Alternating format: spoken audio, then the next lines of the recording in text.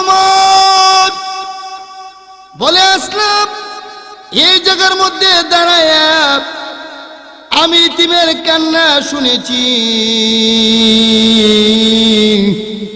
যতক্ষণ পর্যন্ত ইতিমের মুখে হাসি এই জায়গায় দাঁড়াইয়া না শুনবো গো, ততক্ষণ পর্যন্ত আমি এখান থেকে নড়ব না। মুহাম্মাদুর রাসূলুল্লাহ। আমরা সকলেই জবান খুলে বলি সাল্লাল্লাহু আলাইহি ওয়াসাল্লাম। সম্মানিত হাজরিন, দোলাবাড়ি ঐতিহ্যবাহী কাজীবাড়ি রাহেলা খাতুন মহিলা মাদ্রাসার উদ্যোগে এবং কবরবাসীর আত্মার মাগফিরাত কামনার্থে আজকের এই মাহফিলের সম্মানিত সভাপতি সাহেব,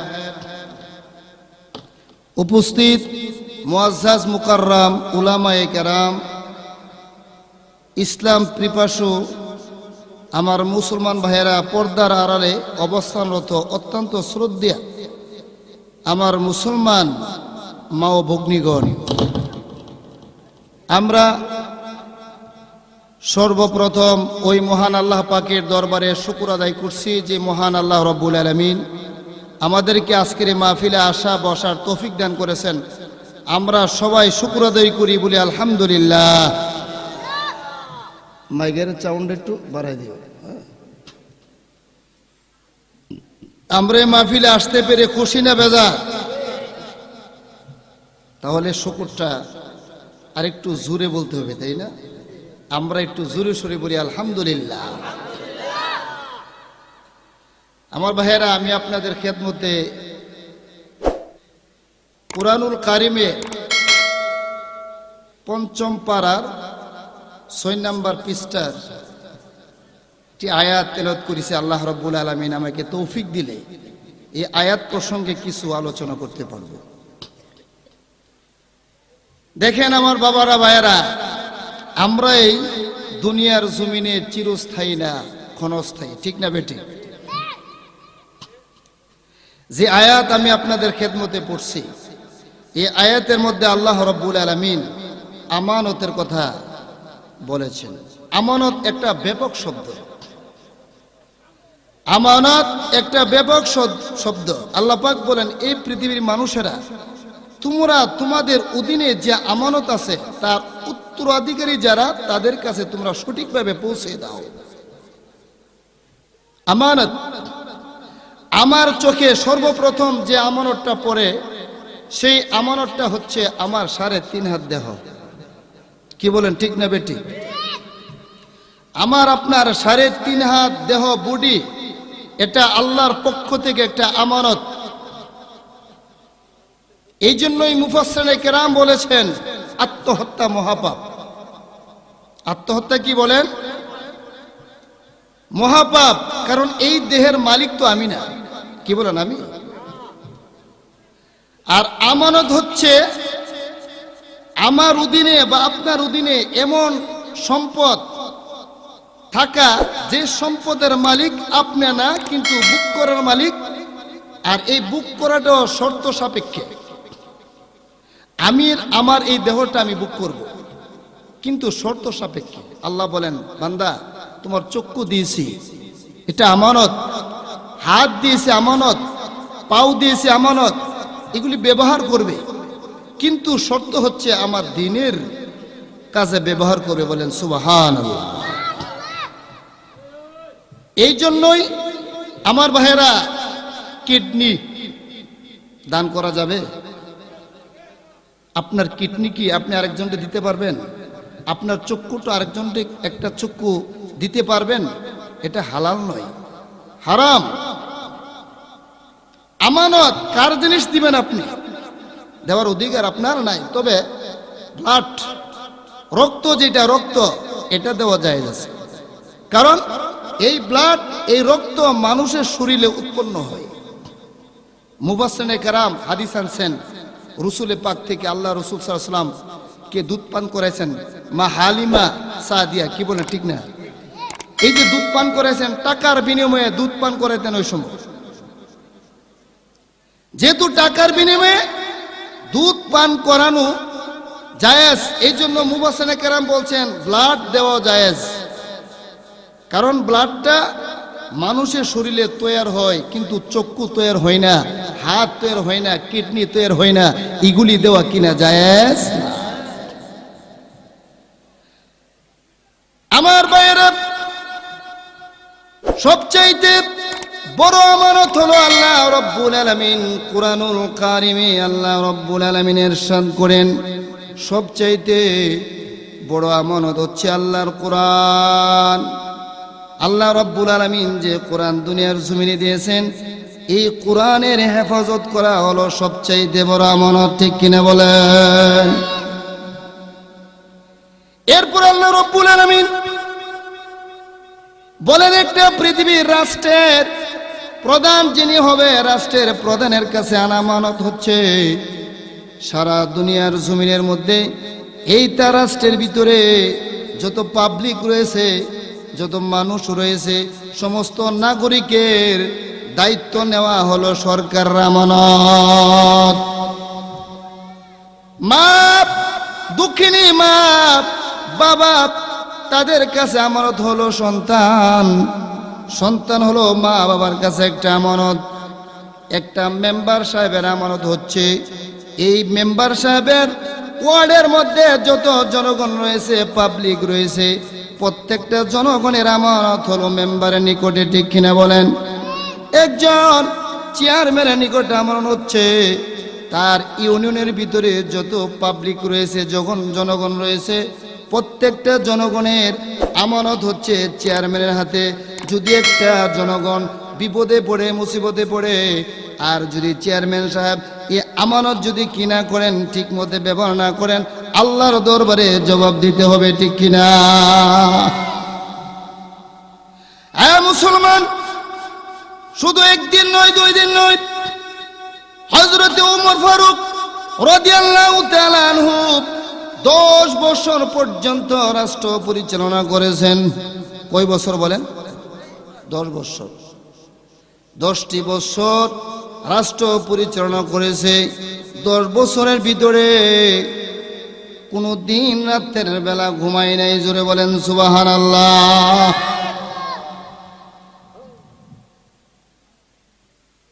সুবহানাল্লাহ, আলহামদুলিল্লাহ, আল্লাহু আকবার, এগুলো তাসবিহ। কি বলেন? একটা তাসবির কত মূল্য, অনেক মূল্য। আমরা সুবহানাল্লাহ কোথায় পড়বো, আলহামদুলিল্লাহ কোথায় পড়বো, এগুলো আমরা অনেক সময় জানি না। আমার এক মসজিদের মধ্যে আমি জুমা পড়াইতাম, তো হঠাৎ করে এশার নামাজের সময় বৃহস্পতিবারে চলে গেছি, ফট করে কারেন্ট গেছে। এক মুসল্লি উঠটা কো, হ্যাঁ শুনছেন নি, কারেন্ট গেলে কি হ্যাঁ দোয়া নাকি? দা কি দোয়া পড়তে হয়? ইন্না লিল্লাহি ওয়া ইন্না ইলাইহি রাজিউন, ঠিক না? বা ইন্না লিল্লাহি, এটা হলো কারেন্ট গেলে গা দোয়া। আর যই মাত্র কারেন্ট গেছে গা বেচার ওইটা কো হ্যাঁ, এটা তো কোনো দোয়া হইতে পারে না, ঠিক কিনা? কি বলেন? আবার কতক্ষণ পরে যখন কারেন্ট আসছে, বিদ্যুৎ আসছে, ওয়ারি বাবা রে বাবা, যাইতে যাইতে আয় পড়ছে। কারেন্ট আসলে কি এই দোয়া না আলহামদুলিল্লাহ? কি বলবেন? হ্যাঁ মুমিন, প্রত্যেকটা কাজের মধ্যে কি শব্দ ব্যবহার করতে হবে আমার দয়াল নবী, বিশ্ব নবী রাহমাতাল লিল আলামিন শিখিয়ে দিয়ে গেছেন, ঠিক কিনা বলেন? দুনিয়ার জমিনে কেউ যদি একবার সুবহানাল্লাহ বলে, সুবহানাল্লাহ বলার সঙ্গে সঙ্গে আমার বিশ্ব নবী বলেন তার নামে জান্নাতের মধ্যে বিরাট বড় একটা বৃক্ষ একটা জন্মান হয়ে যায়। ওই বৃক্ষটার মধ্যে একটা নয়, দুইটা নয়, 1000 ডালা হয়। এক একটা ডালার মধ্যে 1000 করে পাতি ডালা হয়। এক একটা পাতি ডালার মধ্যে 1000 করে পাতা হয়। 1000 পাতা হয় এক একটা পাতি ডালার মধ্যে। এক একটা পাতার মধ্যে 1000 করে পাখি বসতে পারে। জোরে বলেন সুবহানাল্লাহ। একটা বৃক্ষ হয়, এই বৃক্ষটার মধ্যে 1000 শাখা হয়, ডালা হয়। এক একটা ডালার মধ্যে 1000 করে পাতি ডালা হয়। এক একটা পাতি ডালার মধ্যে 1000 করে পাতা হয়। এক একটা পাতার মধ্যে 1000 করে পাখি বসতে পারে। একটু জোরে কন্যা সুবহানাল্লাহ। মুমিন, 1000 পাখি এক একটা পাতার মধ্যে বসে। একটা পাখির মুখের মধ্যে 1000 করে জিহ্বা। এই প্রত্যেকটা জিহ্বা দিয়া সুবহানাল্লাহ বলতে থাকে। ওই ব্যক্তি মৃত্যুর পরে কিয়ামতের আগ পর্যন্ত এই পাখিগুলি সুবহানাল্লাহ সুবহানাল্লাহ বলতে থাকবে। যতবার সুবহানাল্লাহ বলবে, ওই যে কাজী বাড়ির মাহফিলের মধ্যে বসে এক ব্যক্তি সুবহানাল্লাহ বলছে, ওই তার আমল নামার মধ্যে সমস্ত সুবহানাল্লাহর সওয়াব দেওয়া হবে। চিল্লা বলেন সুবহানাল্লাহ। সুবহানাল্লাহ আলহামদুলিল্লাহ বলে লাভ আছে নি? আমরা বাঙালি তো লাভের পাগল, কি বলেন? লাভ না দেখলে আমরা খেতে রাজি না। আর আল্লাহ রসুল বলেন, দুনিয়ার জমিনে যে যেটা করে হাসরের ময়দানে মৃত্যুর আগ পর্যন্ত এইটাই করব। দুনিয়াতে যদি সুবহানাল্লাহ আলহামদুলিল্লাহ বেশি বেশি করে পড়ে, তাহলে মৃত্যুর পরেও আসে, মৃত্যুর সময়ও আসে এই জিকিরই করব। জোরে কোন সুবহানাল্লাহ। বাস্তব আমার জীবনের চোখের দেখা বাস্তব। আমার মসজিদের ইমাম সাহেব, এক মসজিদ ইমাম সাহেব ছিলাম, ওই মসজিদের সভাপতি সাহেবের আব্বাজান অসুস্থ, মৃত্যু সাথে পাঞ্জা লড়ছে। এই লোকটা জিন্দিগিতে কোনোদিন এক ওয়াক্ত নামাজ পড়ে নাই। কন্যা উজুবিল্লাহ। খালি লাভের লাভ, লাভের লাভ, লাভের লাভ। বুঝছেন না বিষয়টা? দুনিয়াদারি করছে। তা আমার নিচে, হুজুর আপনি একটু তওবা পড়াই দিয়ে যান, আমার আব্বা তো মৃত্যুর সাথে পাঞ্জা লড়তেছে। তো গেলাম তওবা পড়াইতাম, গিয়া দেখি ভাই বিশ্বাস করতেন না, তার এই ঘরটা বড়া ফাট আছে না, পাট পুরান ফাট, ওই যে ফাট রাইখা দিয়েছে, এগুলি উলু খাইতেছে। আমি কি ভাই ব্যাপারটা কি, এই ফাট অভাব নাই, এগুলি বিক্রি করো না কেন? হুজুর মনের কথা, দুঃখ কারে কম, আমার আব্বা ওই যারা তওবা পড়াইতে আসছে উনি এই ফাট বিক্রি করতে দেয় না। কেন? এই জন্য দেয় না, এই ফাট 3000 টাকা মন, যেই সময় হইব ওই সময় বিক্রি করবো। 2900 টাকা কইল ব্যস্ত না। আজকে 3 বছর এই ফাট গরমে উলু হাইতেছে, ব্যস্ত না। চিন্তা করছেন 100 টাকা কমে ব্যস্ত না। এই বেচারা আমি তওবা পড়াইতেছি, আমি কি পড়েন আস্তাগফিরুল্লাহ,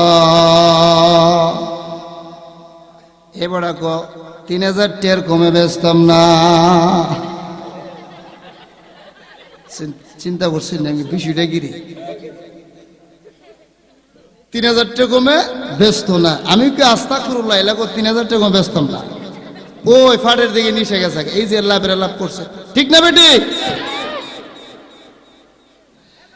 মুমিন, দুনিয়ার জমিনে যে যেটা করে মৃত্যুর সময় সে এটা জিকির করে।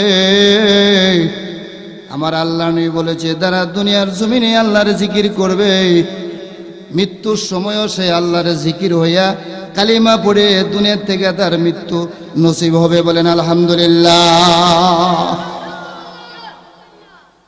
আমার ভাইয়েরা, বলতেছিলাম হযরতে ফারুক আজম 10 বছর রাজত্ব করেছে। 10 বছরের ভিতরে আল্লাহর কসম 1 ঘন্টা রাত্রে বেলা ঘুমাই নাই। এখানে অনেক আলেম ওলামা রয়েছে, জিজ্ঞেস করেন আলেমদেরকে, এমন কোন আলেম যদি বলতে পারে যে ফারুক আজম 10 বছর রাষ্ট্র পরিচালনা করেছে, রাত্রের বেলা 1 ঘন্টা ঘুমাইছে, তাহলে আমি আমার ওয়াজ করা বন্ধ করে দিব, আর ওয়াজ করব না। 1 ঘন্টা ঘুমাই নাই। দিনের বেলা শুধু ঘুমাইতেন, রাত্রে 1 ঘন্টা ঘুমাইছে না। দিনের বেলা একটা গাছের নিচে 1 ঘন্টা ঘুমাইতেন, তাহলে রাত্রে বেলায় কি করতেন? পাহারাদারি করতেন। তার এলাকার পাবলিক, তার রাষ্ট্রের জনগণ কে খাইছে কে খাইছে না, কে অনাহারে রয়েছে এগুলো তিনি পর্যবেক্ষণ করতেন, দেখতেন। সুরে কোন সুবহানাল্লাহ, আওয়াজ হয়েছে না? সহলে মনে হয় ফান্তাবাদ খেয়েছেন নাকি? দা একটু সুরে বলেন সুবহানাল্লাহ। মাশাআল্লাহ, মোটামুটি চলে, ঠিক না?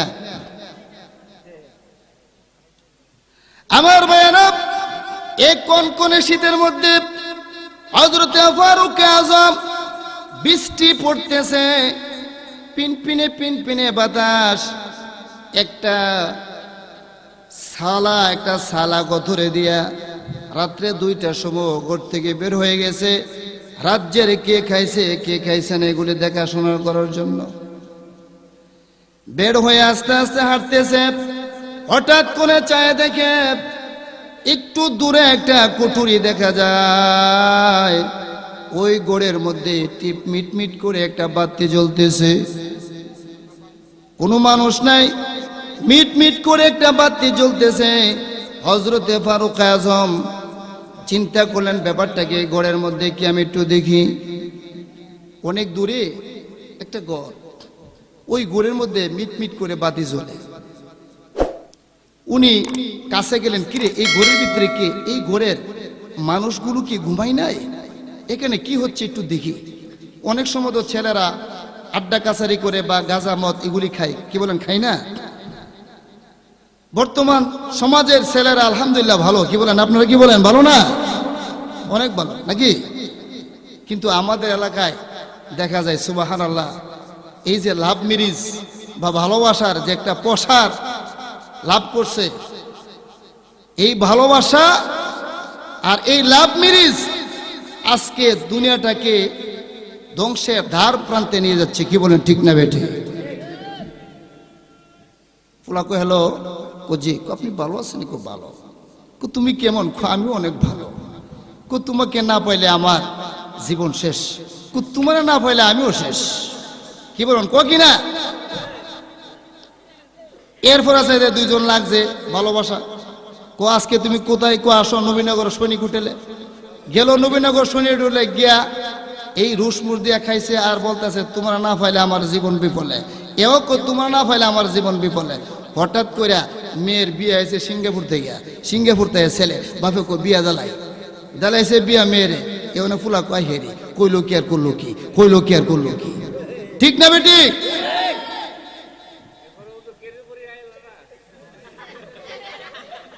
আমার ভাইয়েরা, এরপরে দেখে গেছে কি এই ছেলে মেয়েকে পায় না, লাস্ট মুহূর্তে নিজের জীবন নিজে দিতে হয়, হয়তো বিষ খায় নতুবা ফাঁসির কাছে ঝুলে, ঠিক না বেটি? কোন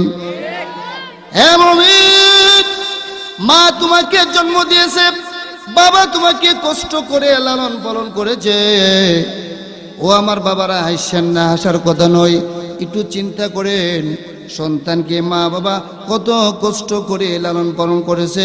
ওই সন্তান যদি মা বাবার বিরুদ্ধে চলে যায় তাহলে মা বাবার মনে কত কষ্ট হবে, হবে কিনা? একটু জিকির করে লা ইলাহা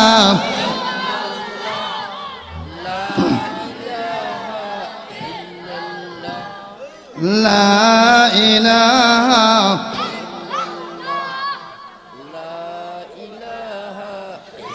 লা ইলাহা ইল্লাল্লাহু মুহাম্মাদুর রাসূলুল্লাহ। জোরে বলেন সাল্লাল্লাহু আলাইহি ওয়াসাল্লাম। আপনাদের কি কষ্ট হইতেছে? তাহলে আপনারা সুন্দর করে কেউ কথা বলবেন না।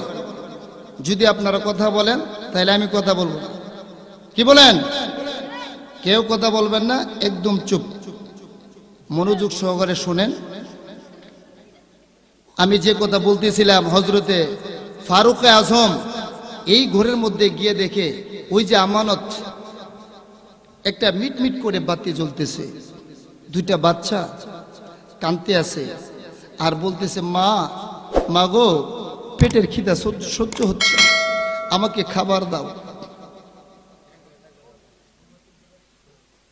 আমার ভাইয়েরা, ফারুক আযম ডাক দিয়ে বলল, মা মা গো, তোমার দরজা না একটু খোলো। ওই মহিলা ঘরের ভিতর থেকে জবাব দিল, বাবা তুমি কে, কেন দরজা খুলবো? ফারুক আজম বললেন, মা গো আমি একজন মুসাফির, আমি একজন মুসাফির, মা তোমার ঘরের ভিতরে ঢুকতে চাই। হযরতে ফারুক আজম ঘরের ভিতরে ঢুকে নিজের চোখে চেয়ে দেখে দুইটা বাচ্চা পেটটা মাটির ভিতরে দিয়া, মাটির মধ্যে দিয়া শুয়ে আছে আর কাঁদতেছে, মা গো খাবার দাও, খাবার দাও। হযরতে ফারুক আজম জিজ্ঞেস করলো, মা গো তোমার ছেলে যারা খানা নাই ওই দিন পর্যন্ত? ওই আল্লাহর বান্দি বলে, হুজুর আজকে একদিন ওই, 2 দিন ওই, 3 দিন পর্যন্ত আমার সন্তানদের কোনো খাবার নাই। একটা সন্তান খানার উপাসে, আমার এই সন্তানটা মৃত্যুর সাথে পাঞ্জা লড়তেছে, আর 2টা সন্তান একটু পরে ঘুম থেকে উঠে বলে, আম্মা গো খাবার দাও, আমি খাবার দিতে পারতেছি না। ওই ফারুক আজম বলে, মা তোমার এই দেশের বাদশা যিনি, প্রধানমন্ত্রী যিনি, তাকে কেন গো মা তুমি বলো নাই তোমার সন্তানদের অবস্থা? এই আল্লাহর বান্দি বলে, হুজুর এই বাদশাকে আমি কেন বলবো? বাদশার দায়িত্ব তার রাষ্ট্রের মধ্যে কে খাইছে কে খাইছে না এটা দেখার দায়িত্ব হলো বাদশার, আমার বলার তো দরকার নাই। আমার ভাইরা, ফারুক আজম আর দেরি করলেন না, পাগলের মতো ছুটে দৌড়াইয়া রাজ দরবারে চলে গেছে। রাজ দরবারে গিয়ে বলে, দারোয়ান তুমি কোথায়, তাড়াতাড়ি করে চলে আসো, চাবিটা নিয়ে আসো, মালের গুদামের চাবি নিয়ে আসো। এই মালের গুদামের চাবি দিয়ে তালা খুলে এই গুদামের ভিতরে ঢুকে বিরাট বড় একটা আটার বস্তা নিয়ে উনি গড়াগড়ি করতেছে। এমনি করে তুলপাড় আরম্ভ হয়ে গেছে। অন্যান্য সাহাবায়ে কেরামরা হাজির হয়ে গেলেন। হযরতে ফারুক আজমের কৃত দাস আসলাম রাদিয়াল্লাহু তাআলা আনহু উনিও হাজির হয়ে গেলেন। বললেন, হুজুর কি হলো, এই আটার বস্তা নিয়ে আপনি টানাটানি করতেছেন কেন? হুজুর গো, এই আটার বস্তাটা আপনি নিতে পারবেন না, আমার গাড়ি উঠাইয়া দেন। আপনি কোথায় নিতে চান আমি ওই জায়গায় নিয়ে যাই। হযরতে ফারুক আজম বলল, ইয়া আসলাম, কাল কিয়ামতের ময়দানে আল্লাহ তাআলা যখন আমাকে জিজ্ঞেস করবে, উমর তুমি তো ওই মদিনার বাদশা ছিলা, ওই মদিনার ভিতরে 3টা লোক না খায়া মারা গেছে, তুমি কেন তাদেরকে খাবার দাও নাই? আমার গলায় যখন রশি রাখবে তখন তুমি তো ওই রশি নিতে যাইবা না। আটার বস্তা আমার কাঁধে উঠাইয়া দাও। জোরে বলেন আল্লাহু আকবার। ও আমার ভাইয়েরা, মৃত্যুকে ডরান, মৃত্যুর ভয় অন্তরে ঢুকান। যদি একটু মৃত্যুর ভয় ঢুকাইতে পারেন, আল্লাহর কসম আপনার মৃত্যু সহজ হয়ে যাবে। জোরে বলেন আল্লাহু আকবার। একটু চোখের পানি ফেলেন। বাবা, দুনিয়ার জমিনে তোমার সন্তান, তোমার বিবি, তোমার স্ত্রী, তোমার মেয়ে তোমার সঙ্গী হবে না।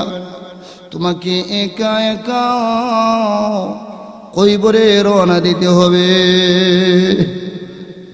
দায়িত্ব কাকে বলে? সন্তানের বাবা তুমি, সন্তানের মা তুমি। তোমার সন্তানটা কোথায় গেল খবর নিলে না। মেয়ে স্কুলে পড়ে, 10-এ পড়ে, 9-এ পড়ে, মেয়ে বন্ধু নিয়ে আসছে বাড়িতে, আম্মু এটা আমার গার্লফ্রেন্ড, এটা আমার বেস্ট গার্লফ্রেন্ড।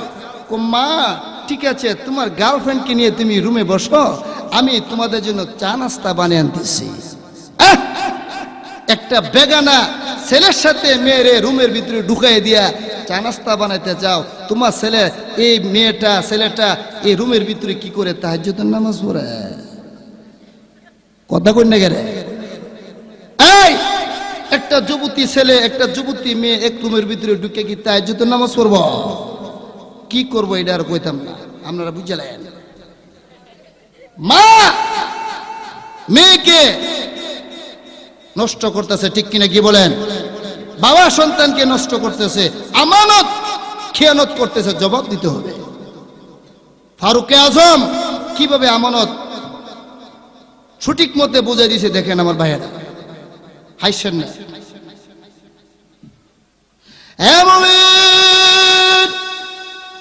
হযরতে ফারুকে আজম আটার বস্তা গাড়ির মধ্যে নিয়ে আর আসলামকে বললো, আসলাম রে, একটা পুটলার মধ্যে তুমি গোশত নাও, আরেকটা পুটলার মধ্যে গিল, আরেকটা পুটলার মধ্যে তৈল লইয়া আমার পিছনে পিছনে আসো, আর আমি নিজে আটার বস্তা কাঁধে করে ওই দরিদ্র মিসকিনের বাড়িতে চলে যায়। আল্লাহু আকবার। আইবুনি বর্তমান আমাদের জমানার মেম্বার চেয়ারম্যান, আপনার ঘর খাইছেন না খাইছেন, আটার বস্তা লই আইবুনি?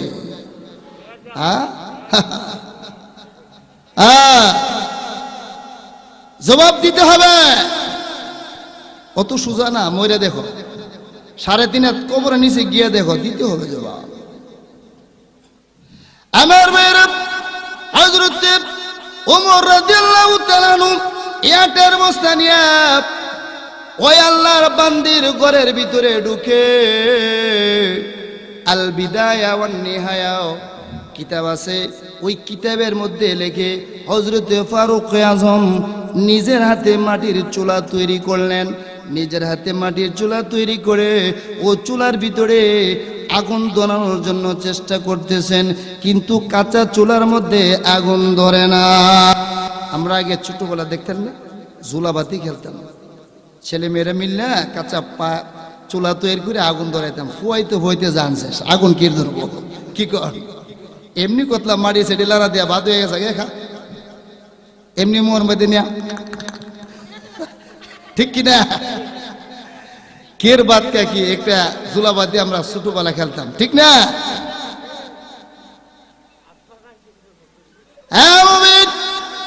হযরত ফারুক আজম রাদিয়াল্লাহু তাআলা আনহু এই মাটির চুলার মধ্যে ফুয়াইতে ফুয়াইতে আগুন ধরে না।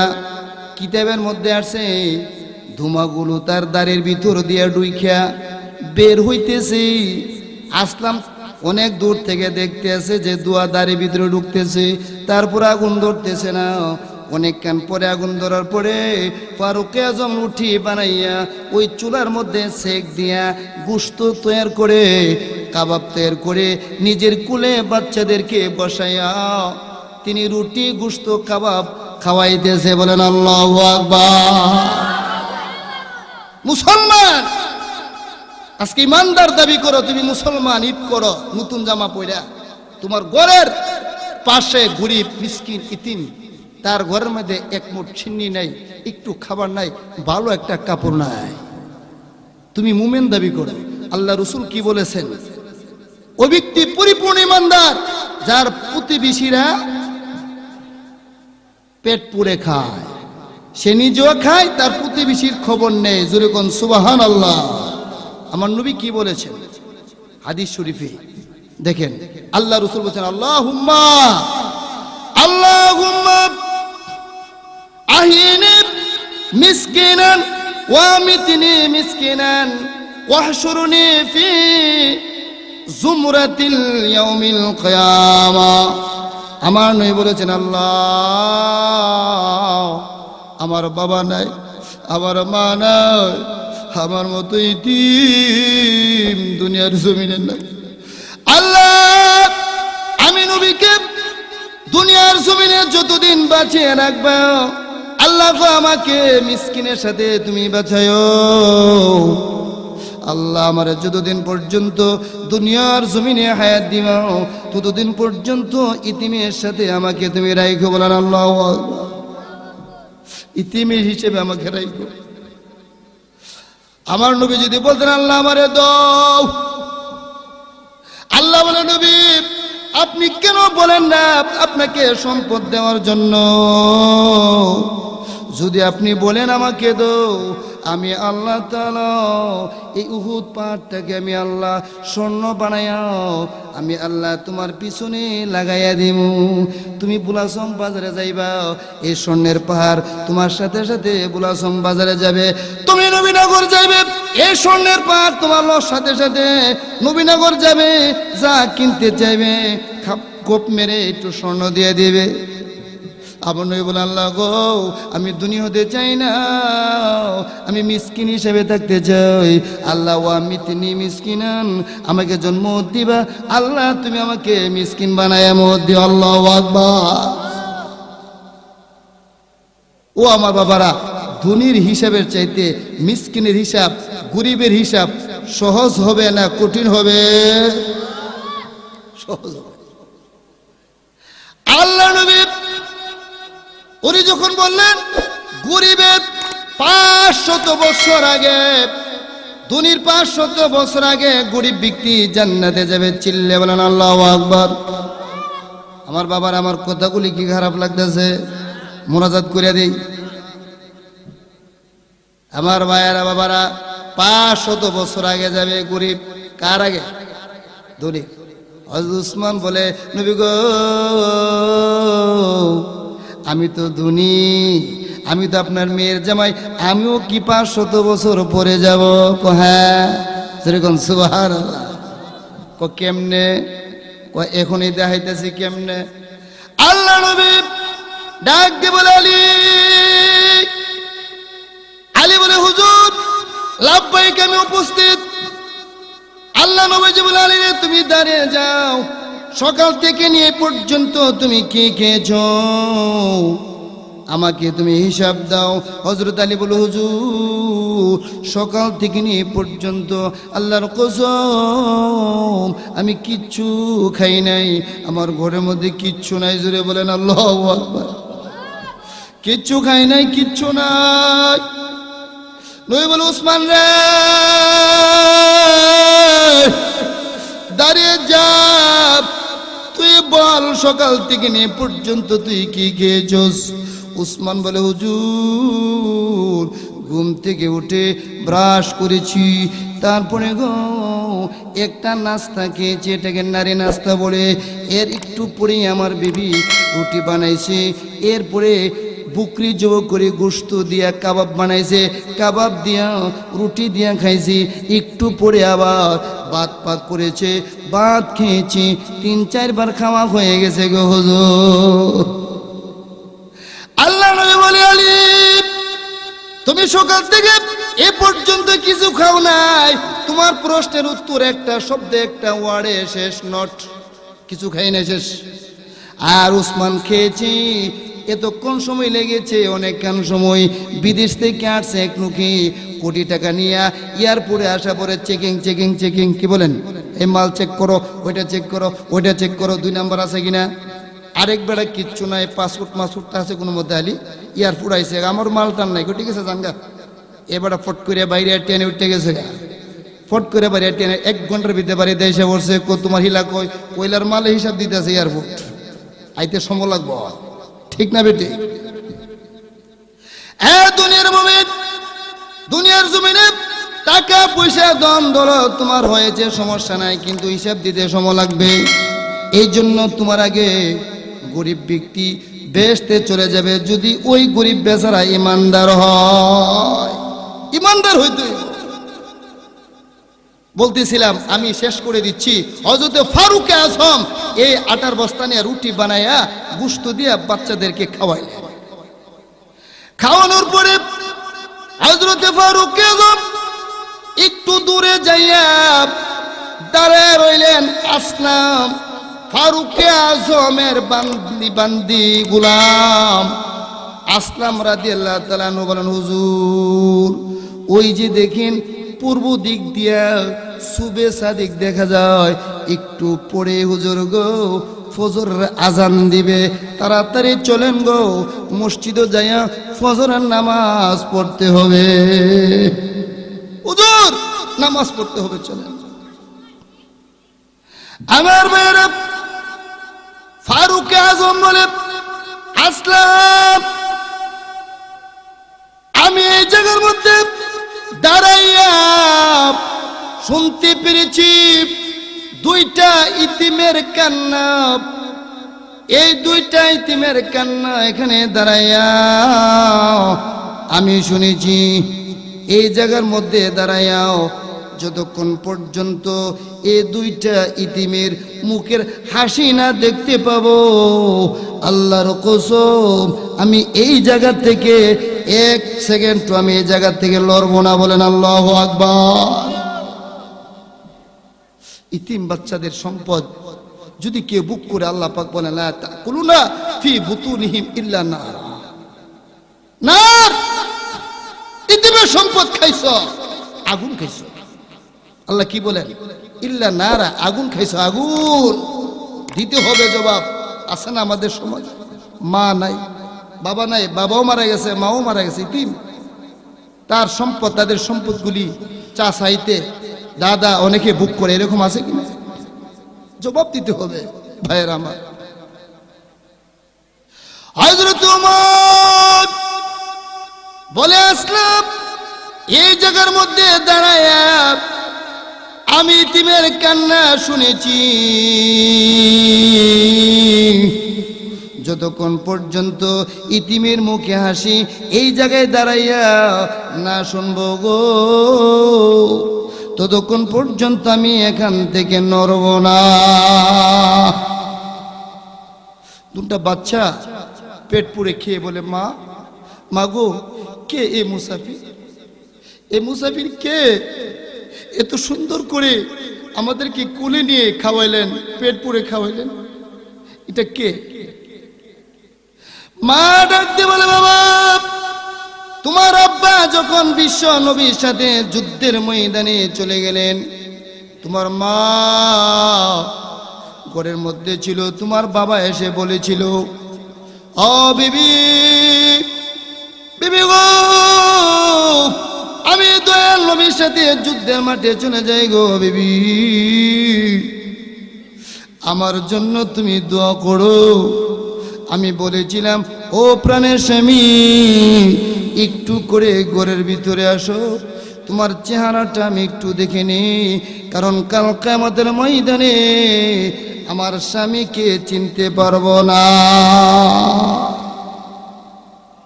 হ্যাঁ বাবা, তখন আমি বলেছিলাম, ও স্বামী একটু ভিতরে আসো, তোমার চেহারা আমি একটু দেখে নেই, কিয়ামতের ময়দানে যেন তোমাকে আমি চিনতে পারি। স্বামী বলল, হুজুর চিন্না লাগবে না, যদি আমি আল্লাহর রাস্তায় শহীদ হই, কিয়ামতের মাঠে আল্লাহ নিজে আমাকে তোমার সাথে পরিচয় করে দিবে। জোরে বলেন আল্লাহু আকবার। আমার ভাইরা ভয় পায় না, বৃষ্টি না, এটা হচ্ছে কুয়াশা পড়তেছে, একটু কষ্ট করেন। আর 10 মিনিট আমি মোনাজাত দিয়ে দিব। যে কথা বলতেছিলাম, হযরত ফারুক আজম উনি দাঁড়িয়ে লইলেন, বাচ্চাটি বলতেছে, মা এই ভালো লোকটা কি? ইতিমের মাথায়, হাদিস শরীফে আছে বাবা, ইতিমের মাথায় যদি কেউ হাতটা ভুলা, এই হাতের নিচে যত পশম পড়ে, এই পশম অনুযায়ী সোয়াব আল্লাহ তার আমল নামায় লিখে দিবেন। বলেন আল্লাহু আকবার। ইতিম, এই যে মাদ্রাসা হয়েছে এখানে কাজীবাড়ি হাফিজিয়া মাদ্রাসা, কত ভালো, আবে সাবরা পড়তেছে, আমি দেখি অনেক খুশি হইলাম। আল্লাহর রহমত হবে, এখানে অনেক ইতিম ছাত্র এখানে পড়তে পারবে। আবার এখানে মহিলা মাদ্রাসা। ও আমার মা বোনেরা, মা বোনদের শিক্ষিত হওয়া দরকার আসেনি বাবারা? মা বোনেরা শিক্ষিত নাই বিদায় অনেক সমস্যা, ঠিক না? মা বোনের সমস্যা শিক্ষিত নাই দেখে প্রায় সময় বক্তৃতায় বলে দেখি, এক বেচারা বিয়ে করছে, তো এই যুবক বিয়ে করে তার বউরে রাখছে কোথায়? বাসুর ঘরের মধ্যে দিছে, দিয়া বেচারা দাঁড়ায় রয়েছে ঘরের মাঝখানে। তোর স্বামী বলতেছে কেন আপনি দাঁড়াইছেন? এবার ঘরের মাঝখানে দাঁড়ায় গান গায়, আমি ঠকি নাই রে ও বন্ধু, আমি ঠকি নাই রে। বউ কি স্বামী এটা কি জ্ঞান গেলে, আমি ঠকি নাই রে, এটার অর্থ গীতা কইটা মনটা এমনি চাইছে গায়ে লাইছি, এমনি মনটা চাইছে গাইছি একটু, তুমি মাইন্ড টেন ধরো না, তুমি যতক্ষণ পর্যন্ত এটার অর্থটা না কইবা অতক্ষণ পর্যন্ত আমার লগে তুমি শুইতে পারতা না। বেটা কয় হ্যাঁ কাম হয়েছে, ওন কি করলাম, কিন্তু আসল কথা কইলে তুই কইটার অর্থ কইটা বুঝছো না কোনা, আমি ঠকি নাই রে, এটার অর্থ হইল তুমি আমার 9 নাম্বারের স্ত্রী রে। কতক্ষণ ভালো হয়েছে বিডি, কতক্ষণ না কাম হয়েছে বালা, হ্যাঁ আমি বলে 9 নাম্বার স্ত্রী, এর আগে আর 8টা বিয়া করছে, আমি 9 নাম্বার, এটা কি করি বিডি কো, আরে দেখছুনি কার বাচ্চা, আমার বাপে অনেক পালসার মোটরসাইকেল দিয়া 2 লাখ 3 লাখ টাকা যৌতুক দিয়া বিয়া দিছে, ওহন যদি কই বলে হাইতাম না তো সব শেষ। হ্যাঁ তো বিডি কো তুমিও নয় মহিলাকে দিকে আসো, বলে কি তুমি হাটের মধ্যে বসো, আমি তোমার জায়গা যেয়ে বই, তেনে গিয়ে বইছে, ওখানে দাঁড়ায় মহিলা গান, আমি ঠকি নাই রে। জামে কো কি তুমি দেবার উল্টা গান কইতেছ, ব্যাপারটা কি বুঝছো না? কোন নারী পুরুষ সমান অধিকার, ঠিক না বেঠে? তুমি গাইছো আমি কে দাঁড়ি না, গাও না তো কি এটা অর্থটা কিটা, আমি ঠকি নাই রে, তুমি আমার 12 নাম্বারের স্বামী রে। তোমার তে 2 ডরবে তাহাম কি কন, যে তালে হাইদা এ তালের মুহাম্মদা। আমার ভাইয়েরা, এই জন্য মা বোনেরা শিক্ষিত হওয়া দরকার আছে। এই যে রাহেলা খাতুন মহিলা মাদ্রাসা, সুন্দর একটা মাদ্রাসা দিয়েছে। কবি বলেন, তুমি যদি একটা শিক্ষিত মা আমাকে দিতে পারো, আমি একটা শিক্ষিত জাতি তোমাকে উপহার দেব। হযরতে ফারুক আজম, আমার বাবারে সুবে সাদিক হয়ে যাচ্ছে, ফারুক আজম দৌড়াইয়া মসজিদে যাবে, এমন সময় বাচ্চাগুলো হাসতেছে। ফারুক আজম বলে, আল্লাহ, এতক্ষণ পর্যন্ত আমার উপরে একটা পাথর পড়ে গিয়েছিল, এই বাচ্চাগুলোর মুখের হাসি দেখে আমার বুকের পাথরটা সরে গেছে। হযরতে ফারুক আজম মসজিদে যাইয়া ফজরের নামাজের জামাত আদায় করে এলান করে দিলেন, মক্কাবাসী মদিনাবাসীরা যারা মসজিদে নামাজ পড়তে আসছো, একটা মুসল্লিও নামাজের পরে মসজিদ থেকে বের হবে না, একটা মুসল্লি যেতে পারবে না, সবাই বলবে। কেন হুজুর? বিচার আছে। স্বামী, একটা আসামি আছে, বিরাট বড় জঘন্যতম অপরাধ করেছে, সে আসামিটার বিচার হবে। এই নামাজের পরে একটা মুসল্লিও মসজিদ থেকে বের হবে না। আমার বাবারা ভাইয়েরা কিতাবের মধ্যে লেখে থর থর থর থর করে কাঁপতে আছেন প্রত্যেকটা মুসল্লি, জোরে কোন আল্লাহু আকবার, কাঁপতে আছেন। উমর আজম, যেই উমর রাদিয়াল্লাহু তাআলা আনহু রাস্তা দিয়া হাইটে গেলে 40 দিন পর্যন্ত এই রাস্তা দিয়া শয়তান আসতো না, 40 দিন পর্যন্ত শয়তান এই রাস্তা দিয়ে যাইত। আর আমরা জেন্দা শয়তানের নূরের ফর বিছে দেখি কোন, ঠিক না বিটে? শয়তান আমরা লোকে পিছি পিছি ঘুরে, বলে শয়তান অভাব নেই। ফারুক আজম বলেন, একটা মুসল্লি এই মসজিদ থেকে বের হবে না, এখানে বিরাট বড় একটা আসামি রয়েছে, এই আসামিটার বিচার হবে। যতক্ষণ পর্যন্ত বিচার না হবে কেউ তোমরা মসজিদ থেকে বের হবে না। হযরতে ফারুক আজম সিংহাসনে যে বসলেন, সিংহাসনে বসে অর্ডার দিয়েছেন ওসি সাহেবকে, ওসি সাহেব এদিকে আসেন। জি, ওই যে দেখবেন রাস্তা দিয়ে যাইতে যাইতে পূর্ব দিকে একটা গ্রাম আছে, ওই গ্রামের মধ্যে একটা জীর্ণ শীর্ণ একটা গড় আছে, ওই গড়ের মধ্যে একটা মহিলা 3টা বাচ্চা নিয়ে বসবাস করে। ওই মহিলাটাকে 3টা বাচ্চা সহ ধরে আমার দরবারে 1 ঘন্টার ভিতরে হাজির করে। বাদশার অর্ডার, 1 ঘন্টার ভিতরে হাজির করেন আমার দরবারে। হে মুমিন, আমানত কাকে বলে বাদশা ওমর দেখাই দিয়ে গেছে। গভীর মনোযোগ দিয়ে একটু লক্ষ্য করেন। এই পুলিশ বাহিনী এসে এই মহিলার ঘরে যখন কোরআন আনলো, এমনি করে এই মহিলা বলল, কে গো বাবা, আপনি কে? আমি নবীনগর থানার ওসি রাজউল করিম। মনে কষ্ট লাগবে না? কিরে ওসি কেন আসলো? আমি ওসি, তাড়াতাড়ি করে ঘর থেকে বের হয়ে যাও। এই আল্লাহর বান্দি ঘর থেকে বের হলো আর বলল, তোমার 2টো বাচ্চাকে সাথে নিয়ে নাও। এই 2টো বাচ্চার সঙ্গে নিয়ে এই মহিলাকে নিয়ে পুলিশ বাহিনী হযরত ওমরের দরবারে নিয়ে হাজির করেছে। 2টো বাচ্চা থরথর করে কাঁপতেছে। মহিলা ভাবতেছে, না জানে কি অন্যায় করেছি গো, না জানে কি অপরাধ করেছি, বাদশা কেন আমাদেরকে পাকড়াও করে নিয়ে যাচ্ছে। যখন হযরত ওমরের দরবারে মসজিদে নববীতে নিয়ে গেল, নিয়ে যাওয়ার পর ওমর বললেন, এ মুসল্লিনে কেরাম, মাঝখান দিয়ে রাস্তা করে দাও, মাঝখান দিয়ে রাস্তা করে দাও। এই মহিলাকে 2 বাচ্চা নিয়ে আমার দরবারে হাজির হতে দাও।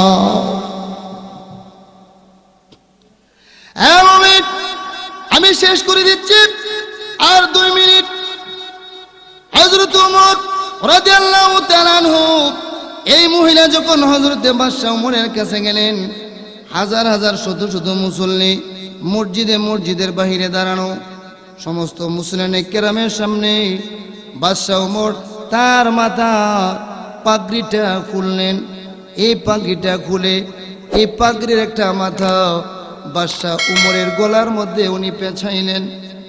তার গলার মধ্যে পেঁচাইলেন একটা মাথা, আর একটা মাথা ওই মহিলা এবং তার 2 বাচ্চার হাতে দিয়ে বললেন, ও আল্লাহর বান্দি,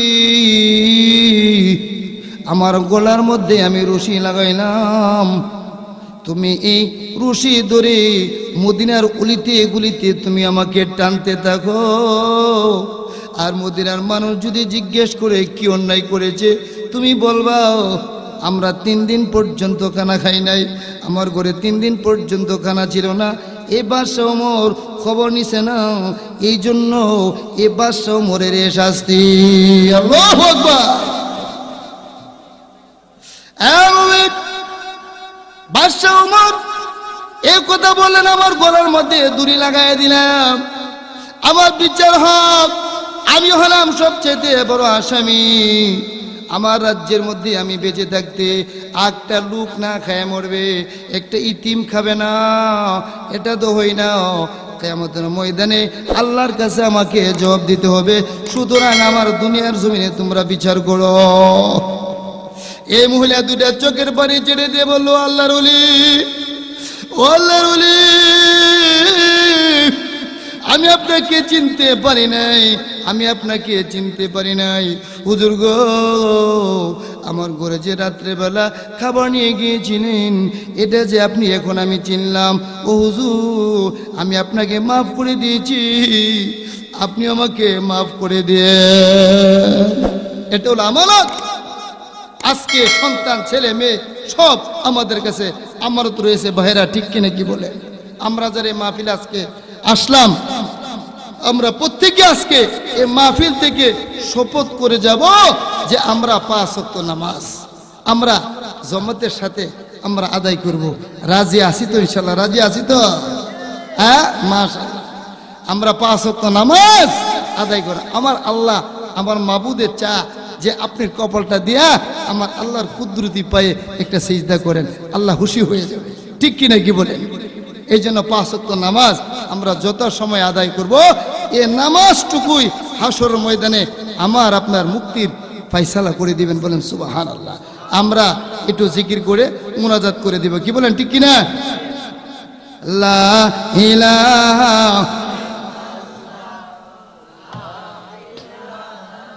ظلمنا أنفسنا وإن لم تغفر لنا وترحمنا لنكونن من الخاسرين ربنا لا تزغ قلوبنا بعد إذ هديتنا وهب لنا من لدنك رحمة إنك أنت الوهاب أي الله رب العالمين দুলাবাড়ি কাজী বাড়িতে রব্বুল আলামিন আল্লাহ গো তোমার এক বান্দার বাড়িতে রব্বুল আলামিন আমি গুনাহগার মুরব্বিদের কিনিয়া ছোট নাবালেক মাসুম বাচ্চাদের কিনিয়া পর্দার আড়ালের মা বোনদের কিনিয়া আল্লাহ তিমের বেশি দুইটা হাত উঠাইলাম আল্লাহ গো আমাদের সকলের জিন্দেগানির গুনাহ মাফ করে দাও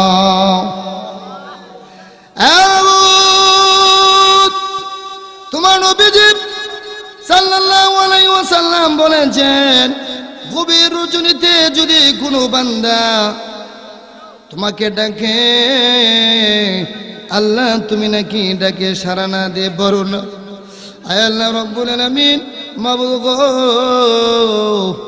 আমি গুনাহগারের দোয়া আল্লাহ তুমি কবুল আর মঞ্জুর করে না আল্লাহ এখানে যা মঞ্জুর করে যা লক্ষ কোটি গুণে বানাইয়া এর হাদিয়া টুকুয়া কে নামদার তাজেদের মদিনা নবী পাকের রওজা তেরে সোনার মদিনা আল্লাহ পৌঁছায়া দাও আল্লাহ রব্বুল আলামিন পিতা আদম আলাইহিস সালাম থেকে নিয়ে পর্যন্ত যত মুমিন মুমিনাত মুসলমান মেয়ে পুরুষ কবরে চলে গেছে আল্লাহ গো তাদের সকলের কবরে তুমি এর হাদিয়া পৌঁছায়া দাও আয় আল্লাহ রব্বুল আলামিন বিশেষ করে সাহাবে দাওয়াত জনাব মোহাম্মদ আবুল কাসেম সাহেব আল্লাহ গো ওনার আব্বা আম্মা দাদা দাদি নানা নানি আত্মীয় স্বজন এই বাড়ির যত মুরব্বী অন্ধকার কবরে চলে গেছে আল্লাহ তাদেরকে তুমি মাফ করে দাও আল্লাহ আয় আল্লাহ সাহাবে দাওয়াতের আব্বা নাই সাহাবে দাওয়াতের আম্মা জান নাই মা বাবার কলিজা তুমি ঠান্ডা করে দাও আল্লাহুম্মা রব্বিরহামহুমা কামা রব্বায়ানি সগীরা রব্বিরহামহুমা কামা রব্বায়ানি সগীরা قد شاغا ظلم مارا درگزار ما گناہگاری میں تو آمرزگار ان اللہ بصیر بالعباد আয় আল্লাহ আমাদের সবাইকে তুমি নেক হায়াত দান করো আল্লাহ গো নামাজি মুত্তাকি পরহেজগার বানায় দাও আল্লাহ পর্দার আড়ালের মা বোনদেরকে নামাজি মুত্তাকি পরহেজগার বানায় দাও সাল্লাল্লাহু তাআলা আলা খালকি নূর আরশি মুহাম্মাদিন ওয়া আলিহি ওয়া সাহবিহি আজমাইন সুবহানা রাব্বিকা রাব্বিল ইজ্জাতি আম্মা ইয়াসিফুন ওয়া সালামুন আলাল মুরসালিন ওয়ালহামদুলিল্লাহি রাব্বিল আলামিন লা ইলাহা ইল্লাল্লাহু মুহাম্মাদুর রাসূলুল্লাহ